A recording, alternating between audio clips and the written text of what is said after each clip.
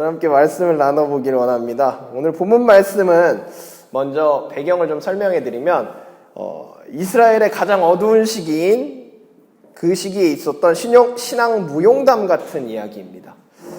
이 시기에는 이스라엘이 남유다와 북이스라엘로 갈라져 있던 시기에 북이스라엘이 먼저 멸망하고 이어서 남유다가 멸망하여 바벨론의 포로로 잡혀갔던 시기였습니다. 그 포로 시기 속에는 우리가 잘 아는 주인공이 또 나오는데요. 다니엘이라는 인물과 오늘 저희가 함께 읽은 사드락 메삭 아벳느고라는 인물이 나옵니다. 저희는 오늘 그 다니엘의 세 친구 사드락 메삭 아벳느고의 이야기를 좀 보려고 합니다. 오늘 본문을 먼저 보기 전에 좀 알아두면 좋은 상식 한 가지를 말씀드리도록 하겠습니다. 역사적으로는 전 세계를 다니다 보면 역사적으로 큰 건물을 지은 시기가 있었는데요. 그런 시기에 대부분의 그 건물 건축 목적은 본인들의 이름을 알리기 위한 경우가 많았습니다. 유럽에 제가 이번에 다녀왔잖아요. 유럽에 가보면 큰 건물들이 정말 많아요. 큰 성당이 특히 많은데 그 성당 안에 들어가 보면 정말 갖가지 보석으로 장식이 되어 있고요. 또 안쪽에 보면 각 교황들 혹은 추기경들의 그 살아생전의 모습을 본따서 대리석 혹은 뭐 동상 이런 걸로 새겨놓은 동상들이 있습니다. 그런 모든 것들을 볼 때 보면 그들의 자신들의 이름과 명예를 좀 드높이려고 한 모습들을 많이 볼 수 있어요. 또한 박물관이나 이런 데 가보면 성화 혹은 뭐 이렇게 그림들을 많이 볼 수 있는데 사도들, 사제들의 이런 그림들이 많이 보여요. 근데 그런 그림들에 볼 때 보면 예수님 성화 같은 거를 그려놓고서도 꼭 그 밑에다가 본인의 모습 혹은 이 그림을 주문한 귀족들의 모습을 넣는 경우도 있습니다. 여러 가지 이유가 있겠지만 한 가지 이유는 이제 그렇게 함으로 인해서 내가 하나님께 이 그림을 바침으로 인해서 구원에 좀 더 가깝기 위함도 있지만 한편으로는 본인의 이름이 그 안에 들어가서 후세까지도 남기를 원하는 마음도 있었을 것 같아요.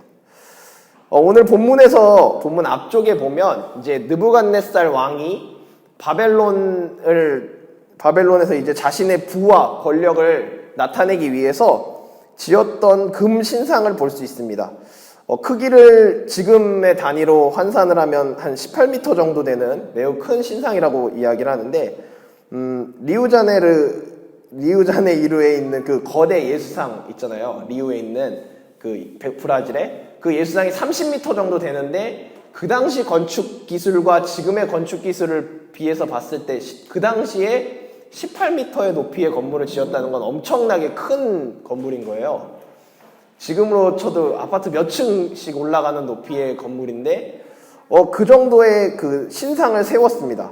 또 거기에다가 한 가지 볼 수 있던 건 금신상이었어요. 이것은 자신의 권력과 그 명예를 드높이기 위해서 또는 자신의 그 왕권을 돈도히 하기 위한 아주 되게 많은 노력을 기울였다고 볼 수 있는 부분이에요. 근데 느부갓네살 왕이 이 신상이 완성되자 자신의 권력을 자랑이라도 하려고 했던 것 같아요.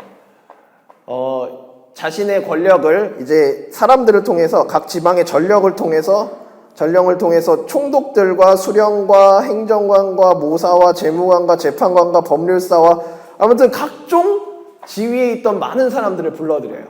그래서 그들을 불러들여서 신상 이제 그 개막식처럼 이렇게 하게 되는데요. 그렇게 왕공을 공포하는 의식을 치르면서 제막식에서 그 사람들에게 명합니다.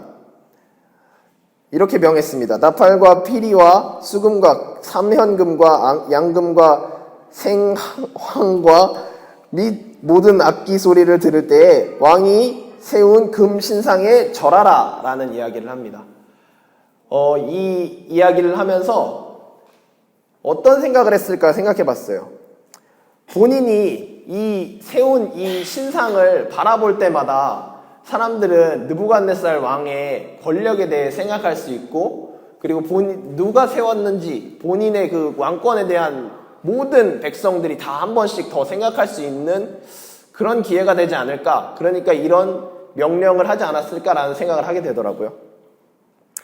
그러면서 이 왕의 위험이 절정으로 이치닫는 명령을 하면서 모든 백성에게 했어요. 근데 이 당시에 포로로 잡혀있던 이스라엘 백성들에게도 동일하게 적용되는 명령이었습니다.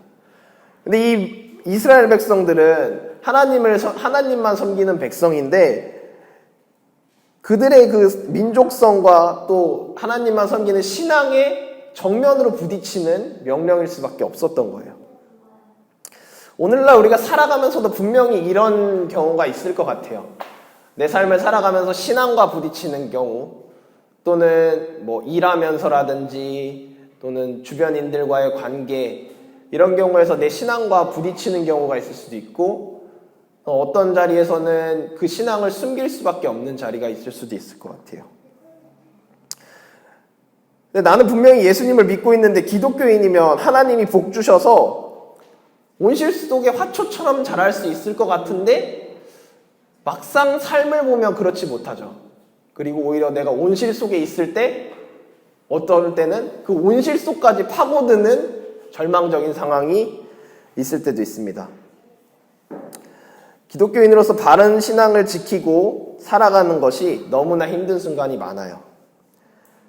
근데 그럴 때 우리 기독교에 이런 가르침이 한동안 유행했었어요. 한때는 기독교의 엄청난 베스트셀러였던 조엘 오스틴의 긍정의 힘이라는 책이 있어요.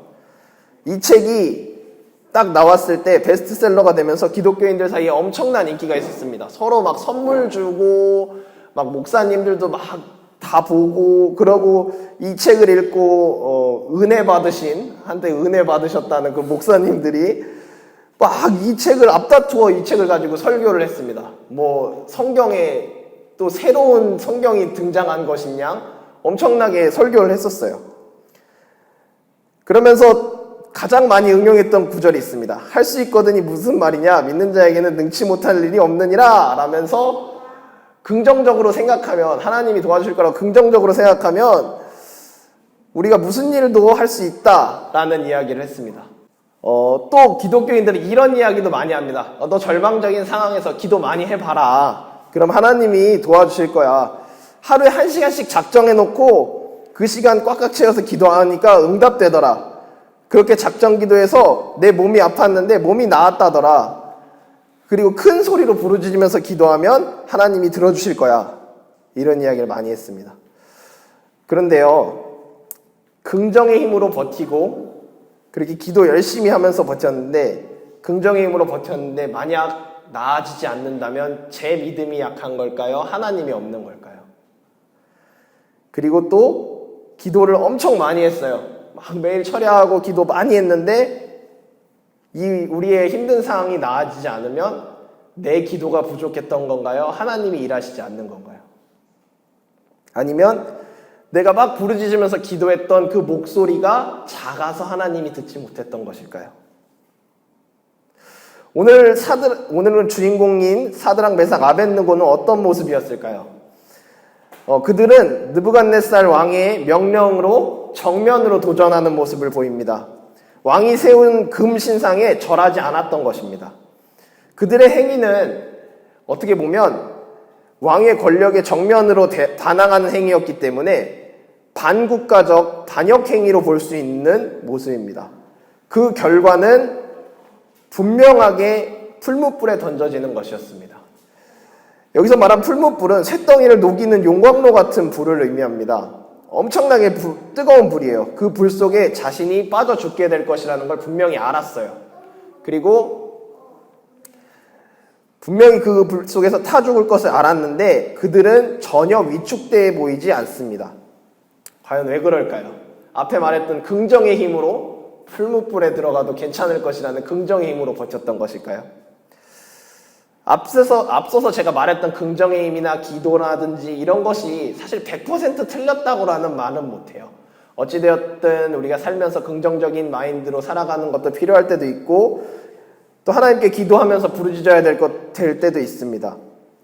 그런데요, 제가 오늘 본문을 통해서 우리가 함께 이야기해보고 싶은 부분은, 믿음이란 것은 그냥 덮어놓고 믿는 것이 아니라 생각보다 고차원적이라는 이야기예요. 그리고 우리 신앙에서 아주 중요한 부분은 우리 신앙에서 아주 중요한 부분이 믿음인데 너무 믿음의 단편적인 단면만 보고 있지 않은가라는 생각을 해봤어요. 우리가 100원짜리 동전이 100이라고 써있기 때문에 100원인 것은 아는데 그 뒤에 이순신 장군님의 얼굴이 새겨져 있다는 건 본 적이 없는 것과 동일한 생각을 할 때가 많다는 거예요. 오늘의 주인공 사드락 메삭 아벳느고는 성경 전체에서 단 한 번밖에 쓰이지 않은 표현으로 자신들의 신앙적 패기를 보여주고 있습니다. 그리고 믿음의 또 다른 모습이 어떤 모습인지를 그 표현을 통해 보여줍니다. 함께 본문을 한 번 더 읽어보았으면 좋겠습니다. 우리 한 번 더 16, 17, 18절 한 번 더 큰 목소리로 읽어보도록 하겠습니다. 시작. 사드락 메삭과 아벳느고가 왕에게 대답하여 이르되 느부갓네살이여 우리가 이 일에 대하여 왕에게 대답할 필요가 없나이다. 왕이여 우리가 섬기는 하나님이 계시다면 우리를 맹렬히 타는 풀무불 가운데에서 능히 건지시고 왕의 손에서도 건져내시리시다. 그렇게 하지 아니하실지라도 왕이여 우리가 왕의 신들에 섬기지도 아니하고 왕이 세우신 금신상에 절하지도 아니할 줄 아옵소서. 네, 그렇습니다. 그들이 믿음의 고백은 느부갓네살이 풀무불에 던져질 것에 대하여 강하게 이야기했습니다. 그 믿음의 고백을 들은 느부갓네살은 결국 너무 화가 나서 평소보다 7배나 뜨거운 불로 만듭니다. 그리고 그 불 속에 던져지게 됩니다. 어떻게 되었습니까? 풀무불이 너무 뜨거워서요. 그들을 집어넣으려고 붙들고 있던 그 느부갓네살의 죄송합니다. 느부갓네살의 그 하수인들도 데리고 가면서 이미 태워 죽어버렸어요. 근데 이상한 일이 일어납니다. 느부갓네살 왕이 신하들에게 묻습니다. 24절 후반절부터인데요. 우리가 결박하여 불 가운데에 던져진 세 사람이 어디 있느냐 하니 그들이 왕에게 대답하여 이르되 왕이여 올소이다 하더라. 세 사람이 아니었느냐 하니 그들이 왕에게 대답하여 이르되 왕이여 올소이다 하더라. 왕이 또 말하여 이르되 내가 보니 결박되지 아니한 네 사람이 불 가운데에 다니는데 상하지도 아니하였고 그 넷째의 모양은 신들의 아들과 같도다 하고 이렇게 이야기를 했어요. 믿음의 고백을 했던 사드락 메삭 아벳느고는 결국 풀문불에 던져지지만 그들의 그 안에서 하나님의 아들이신 예수님과 동행하고 그들을 구원하시는 것을 보게 됩니다. 그들은 머리털 하나 상하지도 아니하였고요. 불에 탄 냄새도 없이 그대로 밖으로 나오게 됩니다. 그들의 흠없는 믿음, 그 믿음의 뒷면까지도 이야기했던 그들의 믿음이 그들을 구원하는 통로가 되었습니다. 그러나 만약 그들이 불 가운데에서 상함 없이 나오지 못했다고 하더라도 그들의 믿음의 고백은 변함이 없었을 것 같습니다. 우리의 믿음의 고백도 사실 이와 같아야 된다고 생각합니다. 우리의 삶 가운데 거친 풍파가 몰아치고 풀문불과 같이 여전히 삶의 시험이 찾아올 때 온전한 믿음으로 하나님을 신뢰하고 나아가는 우리 늘함께 교회 성도님들 되시기를 간절히 바랍니다. 그러나 만약 하나님이 우리가 원하는 방향대로 인도하시지 않을지라도 하나님은 우리를 늘 좋은 것으로 인도하실 것이고 그분의 계획은 완벽하다는 믿음을 가지고 늘함께 교회 성도님들도 그 믿음 가지고 나아가시는 성도님들 되시기를 간절히 바랍니다.